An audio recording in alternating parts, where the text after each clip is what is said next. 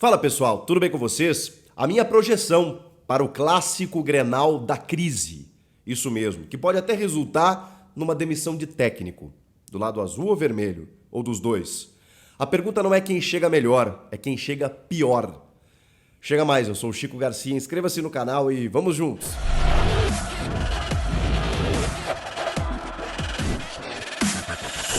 É um Grenal diferente. É um Grenal que tem uma atmosfera completamente negativa, onde as duas equipes chegam em péssimos momentos. Talvez o momento do Inter, talvez não, com certeza o momento do Inter ele é pior.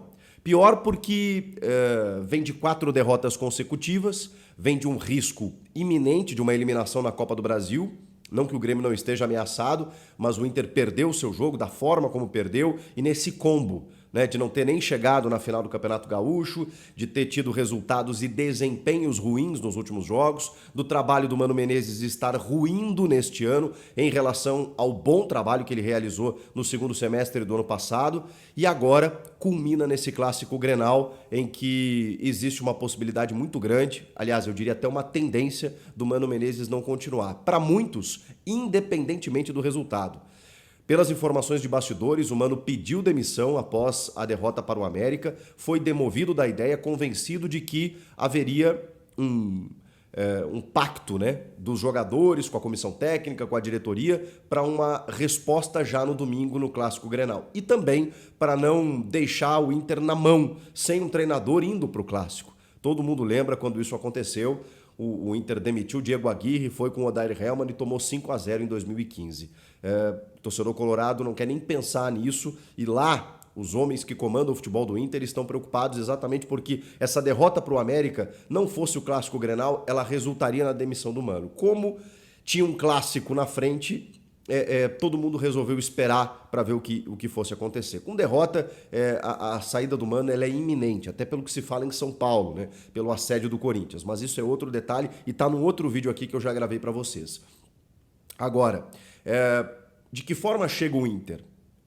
O Inter chega mal, mas o Grêmio não está num bom momento. E esse é que é o detalhe. Lá no Rio Grande do Sul, as coisas meio que elas são divididas. E óbvio que nesse momento o foco está no Inter pela possibilidade da queda do Mano e pelo momento ser muito ruim, ofuscando muito do que está acontecendo no Grêmio.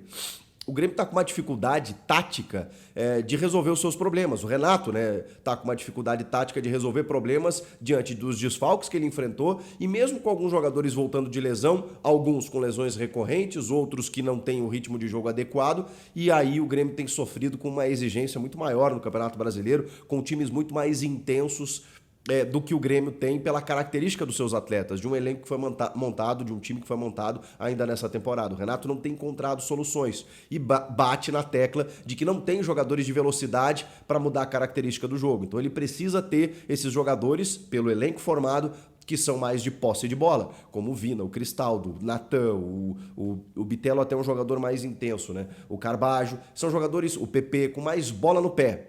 Só que sem a bola, o Grêmio não tem a chamada intensidade para recompor, a transição defensiva muito rápida. E aí o Grêmio sofre. Sofre com equipes que estão dispostas a atacar. Diante de todo esse cenário, o Renato não está pressionado em termos de demissão em relação ao Mano Menezes. Pelo tamanho que o Renato tem no Grêmio, por tudo que ele já construiu, então a gente imagina que muita gente me perguntou, tá, mas quem cai domingo se perder, o Mano ou o Renato? E eu sempre disse, o Renato não corre risco.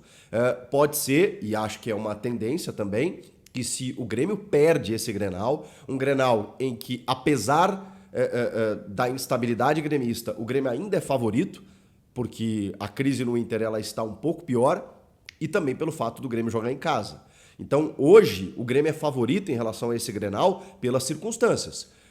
Mas o Grêmio não vem jogando um futebol que a gente possa ter uma, digamos assim, uma certeza, uma garantia de que o Grêmio vai passar por cima.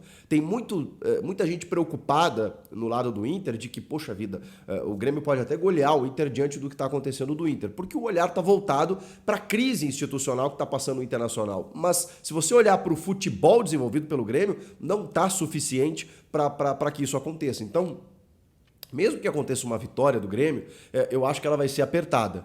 A tendência, eu vou te dizer, viu? Pelo que os dois estão jogando, é um 0-0, 1-1, ou até mesmo pode acontecer uma vitória de um dos lados e tal, mas talvez o jogo seja um pouco isolado.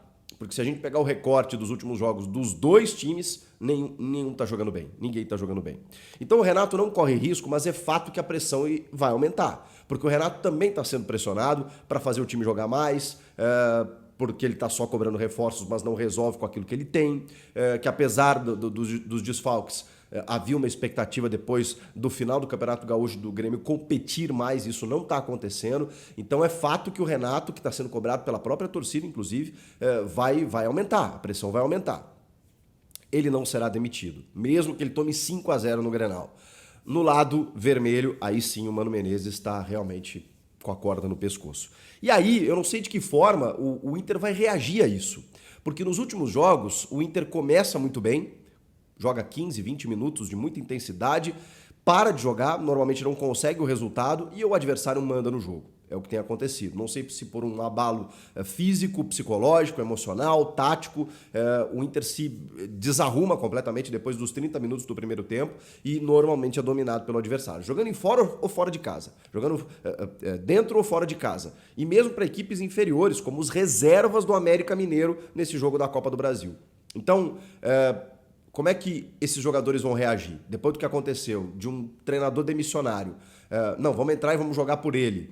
Não sei. Não, vamos ver o que dá.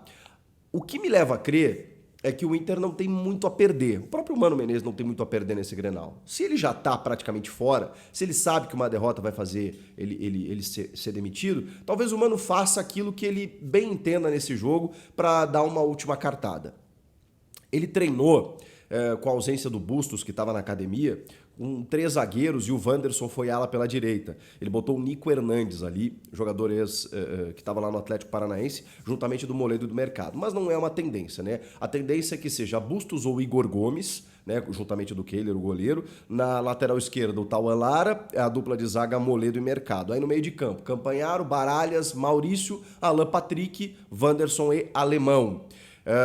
O Luiz Adriano realmente não tem correspondido e o alemão, apesar de não ter a mesma qualidade técnica do Luiz Adriano, entrega mais na marcação, na saída de bola, na entrega, na disposição, e isso às vezes é mais interessante. O Pedro Henrique, eu não entendo honestamente como é que o Pedro Henrique não é titular, especialmente como centroavante ou falso 9, porque foi o único grande momento do Inter na temporada, quando o Pedro Henrique foi artilheiro do Campeonato Gaúcho, inclusive, jogando naquela função. Mas não, o Inter contratou o Luiz Adriano e parece que tem que utilizar ele ali. Se não utilizar ele, tem que ser o alemão. Por que não utiliza o Pedro Henrique? Não sei.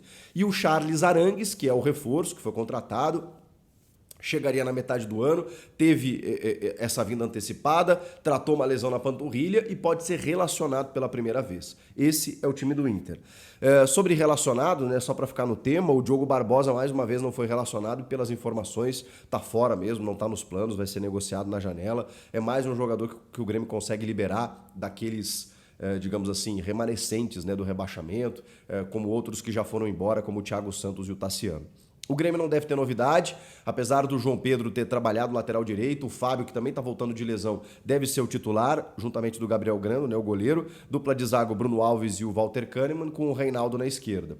Aí o meio de campo, Vijaçante e Carbajo, daí eu acho que com mais condições de jogo, mais ritmo de jogo, eles que tiveram lesões recentes, e aí o meio de campo definido ali com o Cristaldo, o Vina, o Bitelo e o Soares. Tem uma dúvida do Bitelo, porque ele está jogando no sacrifício, né? O Renato já falou sobre isso, que ele não está mais nem treinando, né? Ele só está indo para os jogos, que a lesão no adutor ali teria sido agravada no jogo do Allianz Parque pelo gramado sintético. O Grêmio pela frente tem o Atlético Paranaense no gramado sintético, onde provavelmente o Bitelo vai ser preservado, então nesse jogo ele deve estar à disposição. Se o Bitelo não jogar, tem a questão do Natan, mas o Natan não vai substituir o Bitelo porque ele não consegue fazer o que o Bitelo faz. Então a tendência é que ele mude o sistema e aí coloque um Everton Galdino, por exemplo, na vaga do Bitelo ali aberto pela direita, porque o Natan não joga mais aberto. O Natan agora substitui ou o Cristaldo ou o Vina. E o Vina, que só correu em volta do gramado nessa sexta, porque está com quadro de gripe, é dúvida, mas deve ir para o jogo. Se ele não for, vai o Natan. Aí sim, o Natan faz a do Vina, mas não faz a do Bitelo, porque ninguém faz a do Bitelo. O Bitelo corre o campo inteiro. São as especulações aí, as projeções em termos de escalações. Mas o que mais importa é o que vai acontecer dentro de campo e o que vai acontecer depois do jogo. Porque a tendência é que o Mano Menezes nem se despeça, nem vá para a entrevista coletiva. E eu falo que, pelas informações, independentemente do resultado, a menos que alguma coisa muito forte aconteça. O Inter meta um 3-0 no Grêmio e os caras reconsiderem tudo. Porque as últimas informações, desde o vestiário, com muita briga, muita disputa, muita cobrança, depois da derrota para o América, era de demissionário, de um técnico demissionário que está apenas cumprindo tabela até o Grenal para ir embora e o Inter contratar outro profissional. Inclusive, tem informações aqui em São Paulo de que o Rogério Ceni já foi contatado. Rogério Ceni, pelas informações que chegam através de pessoas ligadas ao treinador, de que ele já foi contatado pela diretoria do Inter. Ele é um nome muito bem visto lá no Internacional, não só pela família dele ter relações com o clube, mas pelo status que ele tem, de ter sido campeão brasileiro pelo Flamengo, de ter feito bons trabalhos, no Fortaleza especialmente, no São Paulo ter tido um trabalho longevo, de ser uma figura muito importante no cenário do futebol brasileiro. O Rogério Ceni é visto com muito bons olhos pela diretoria do Inter e talvez o Rogério seja o substituto do Mano. Mas o Mano precisa cair primeiro. E ele está no gerúndio, como a gente fala, ele está caindo. E a efetivação disso deve acontecer no próximo domingo. O que vai dar esse Grenal, hein? Eu tô com dois sentimentos. Eu juro pra vocês, ou o Grêmio goleia o Inter, ou tá tão na cara que vai dar Grêmio que é capaz de dar Inter. Ou seja, né? Não tô nem para um lado nem para o outro. Tô preocupado, com medo, evidentemente, né? Como é todo o Grenal, porque o Inter tá na crise, mas o Grêmio não tá tão longe disso, não. E aí, quando o teu rival tá em crise, você tem que empurrar ele pra crise. Pelo menos é assim que eu penso como torcedor. Como analista, eu tô bem preocupado. Comentem aqui o que vocês acham que vai dar nesse jogo. Inscreva-se no canal, deixe teu like, eu volto na próxima. Tchau!